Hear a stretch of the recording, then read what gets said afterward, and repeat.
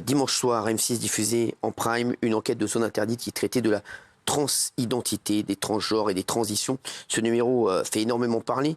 Depuis, avec des questions difficiles, est-il normal que les transitions soient remboursées? Les mineurs peuvent-ils être autorisés à faire une transition? Depuis dimanche, on voit énormément de réactions sur les réseaux. On va revenir sur les extraits les plus forts de Zone Interdite. On a d'abord vu Jackie.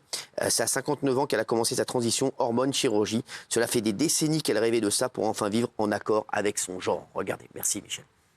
Jackie a débuté sa transition en prenant des hormones à l'âge de 59 ans. Elle s'est fait opérer du visage et des cordes vocales, une opération qui a malheureusement échoué. Jackie n'a pas pu changer de genre avant, et pourtant, elle le souhaitait depuis l'adolescence. J'étais pas dans mon rôle, j'étais pas dans mon genre. Et donc j'enterrais ça. Jusqu'au moment où je me suis dit c'est plus possible. Je peux plus vivre. Je peux vivre comme ça, sinon je vais finir comment? Enfin, je finirai ma vie en homme et... Jackie a fini par changer de genre. Il était essentiel pour elle de se faire opérer des parties génitales. Elle a subi, à l'âge de 63 ans, ce que l'on appelle une vaginoplastie. Elle a commencé sa transition à 59 ans. Alors, ce qui pose problème, merci en tout cas Nina d'être avec nous. On l'adore. Bonjour. Toujours ça, on l'adore quand elle vient. Ce qui pose problème, c'est que c'est remboursé, transformation, par la sécurité sociale. C'est ça qui a fait le plus polémique, Gilles Verdez. Absolument. Alors, la polémique est double, si je puis dire, parce que depuis 2009, la transidentité, c'est plus une pathologie, entre guillemets, c'est plus une maladie. Et ça, heureusement que c'est plus considéré comme une maladie. Mais paradoxalement, ce n'est plus une maladie et ça continue à être remboursé comme une affection longue durée. C'est-à-dire que les gens sont remboursés à 100%, sauf pour les dépassements d'honoraires. Et ça a choqué des gens qui disent, puisque ce n'est plus une maladie, qu'entre guillemets, certains le considèrent comme un choix, ça ne devrait pas être remboursé. Mais voilà, je ne prends pas parti, je fixe le... Qu'est-ce que vous en pensez, Nina? Moi, je pense que ce qui n'est pas normal, c'est les pathologies qui ne sont pas remboursées. Mais c'est pas que nous, on ait les opérations remboursées. Moi, personnellement, j'ai eu mes opérations remboursées, à part le nez. C'est mon copain qui me l'a payé. Parce que la rhinoplastie ne rentre pas en charge dans la transition. Ça se chiffre à combien le remboursement à peu près? Sur toutes les opérations, ça rembourse combien? Une vaginoplastie, c'est entre 15 et 20 000 euros. Remboursé par la sécurité sociale? Ouais. Et une féminisation faciale, la totale, on doit être pas loin aussi. Ouais. Est-ce qu'il y en a que ça choque que c'est remboursé par la sécurité sociale? Dites la vérité ici. Oui. Daniel, oui. Oui, parce qu'en fait... 15-20 000 euros, donc ça te dérange. Oui, c'est pas tellement le prix, mais c'est pour moi, alors après je peux me tromper, c'est un choix déterminé. Je suis ravie que vous soyez mieux dans votre peau et c'est formidable. Mais voilà, je trouve ça un peu choquant parce que j'ai des exemples très précis dont je ne parlerai pas ici, de choses qui ne sont pas remboursées et qui ont été pour ma mère, mais vraiment très salutaires, qui ne sont pas remboursées par la sécurité sociale. Mais c'est ça qui n'est pas normal. Donc alors, ça, on peut le voir comme ça. Mais voilà, pour l'instant, en l'état des choses, je suis... Je voudrais rassurer, Daniel, ça représente que 0,1% de la population. Les trans en France sont entre 20 000 et 30 000, donc ça ne représente absolument rien.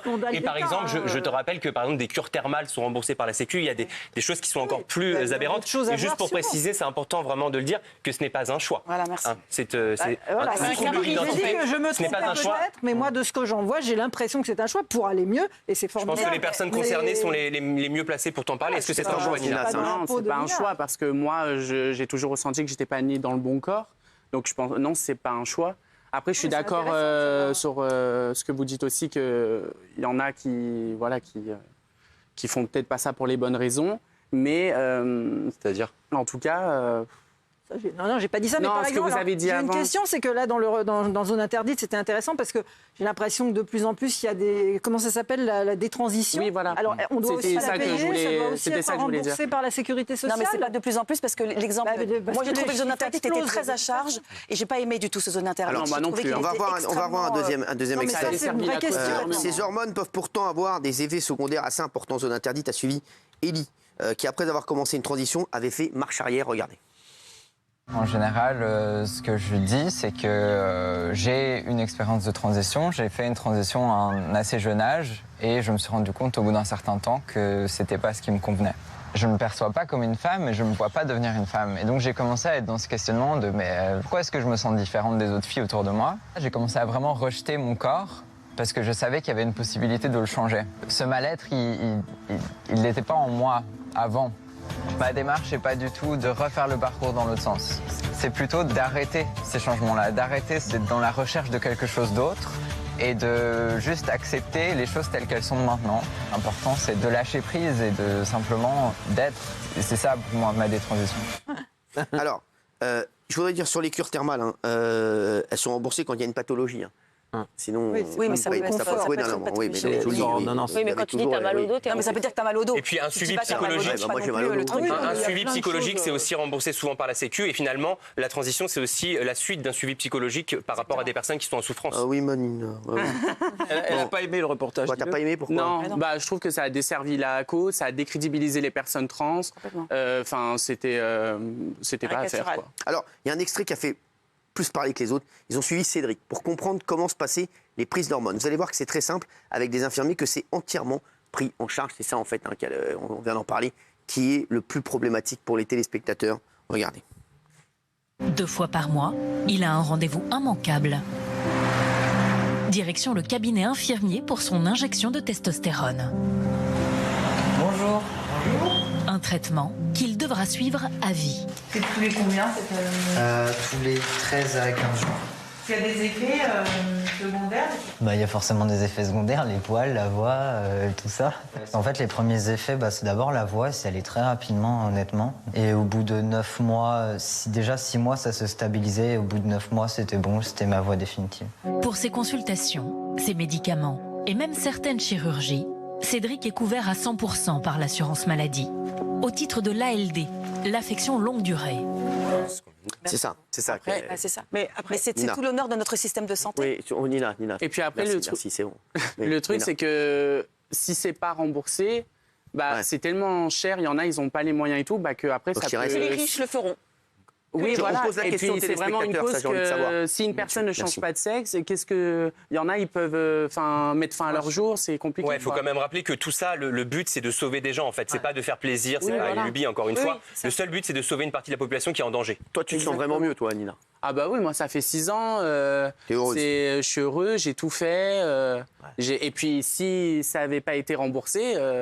t'aurais pas pu le faire. J'aurais pas pu le faire aussi vite, entre guillemets, parce que... Par contre, il y a une chose qui est vraie dans le reportage, c'est que oui, par contre, c'est très long et ça... Alors, il y a un pays où c'est très facile, c'est la Suède. En Suède, la Thaïlande aussi. Et la Suède, regarde, dans certains pays, les choses sont encore plus libres et simples que chez nous. En Suède, ils avaient tout fait pour faciliter les transitions, même chez les adolescents. La Suède a tout fait pour faciliter les transitions et compte plusieurs centres comme celui-ci, avec des équipes dédiées au changement de genre, y compris chez les plus jeunes. Les médecins ont longtemps été autorisés à bloquer la puberté des enfants dès l'âge de 12 ans. Cette grande facilité d'accès au traitement a conduit à une explosion des demandes de transition. Une étude montre que les personnes transgenres de moins de 25 ans étaient devenues 160 fois plus nombreuses en 20 ans. Et toujours en 2019, dans la presse, des révélations vont choquer le pays. L'équipe du service de psychiatrie pédiatrique de l'hôpital Karolinska a procédé à l'ablation des seins de jeunes filles, âgées d'à peine 14 ans. Ça serait plus fun. Ça, Daniel, ça te choque, ça? Ça, oui. Voilà, ils ont durci les règles, maintenant. Moi, je pense qu'il faut vraiment laisser tranquille avant 18 ans pour... déjà, de toute façon, c'est sans doute pour ça aussi qu'il va y avoir de plus en plus de détransitions, parce qu'on le fait de plus en plus mais jeune. la France, c'est pas la Suède. Et je pense, moi, j'ai pas trouvé que c'était à charge. Alors peut-être j'ai entendu ce que j'avais envie d'entendre. Donc maintenant, j'ai trouvé que c'était assez... que j'ai appris plein de choses et ça a changé mon regard sur certaines choses. Et moi, je suis toujours heureuse quand je vois quelqu'un d'heureux, ça, bien sûr. Alors, mais en revanche, pour les mineurs... J'ai oublié ce que vous voulez dire. Non, mais en Suède, c'était trop facile. On les encourageait presque. Moi, j'ai des parents qui sont... Non, mais c'est vrai, c'est un danger, il faut faire attention. Mais le modèle français est beaucoup plus réglementé, justement. Au niveau de l'âge, on est bien lotis. Nina, on est quand même en train de... Nina, sur ton compte TikTok, t'hésites pas à montrer des photos de toi avant ta transformation. Oui. Est-ce que tu m'autorises à ce qu'on diffuse ces photos? Oui, on a déjà fait la dernière fois. On peut le refaire. Oui. Que j'ai regardé, la transformation, elle est incroyable. C'est rigolo. Moi, quand j'étais petite, ça c'était moi un peu plus jeune pendant l'adolescence, voilà.